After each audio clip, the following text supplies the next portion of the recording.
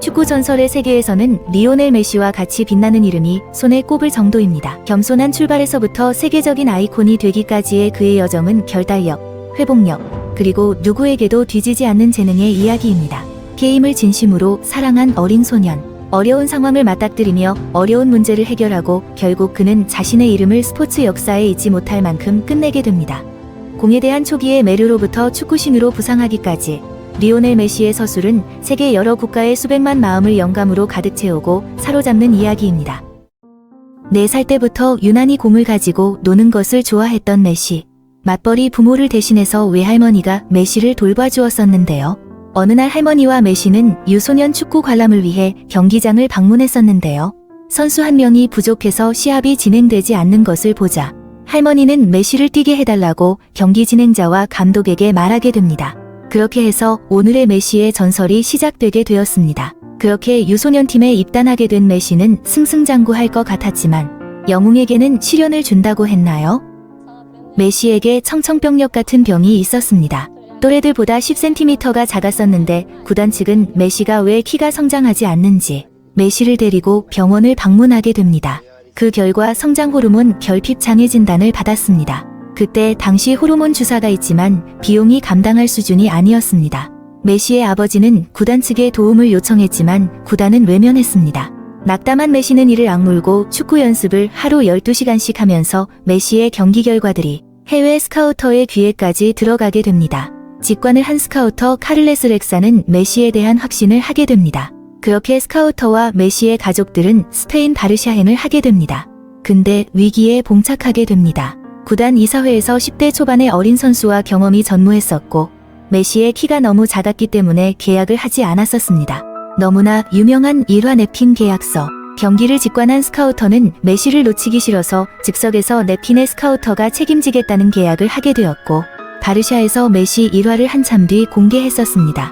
메시의 1군 데뷔는 17살에 이루어집니다. 그때 당시 호나우지뉴가 바르샤를 이끌었는데 호나우지뉴 폼이 떨어지면서 바르샤도 무너지고 있었습니다. 구단에서 호나우지뉴를 내보내고 만 19세의 메시를 중심으로 팀을 리빌딩하게 됩니다. 호나우지뉴 등번호 10번을 이어받게 됩니다. 이때 감독 역시 펩 과르디올라를 내세우게 됩니다. 중소클럽에서는 검증되었지만 B클럽에서 검증되지 않는 감독 선임에 팬들은 의심했지만 결과는 현재 갓 메시로 회자되고 있습니다. 메시는 마라도나와 많이 비교를 언론에서 했는데 마라도나의 재림이라는 표현이 맞았습니다. 그에게는 월드컵 우승이 없었습니다. 리그에서는 승승장구하던 그에게도 단 하나 이루지 못한 꿈, 월드컵 우승이었습니다.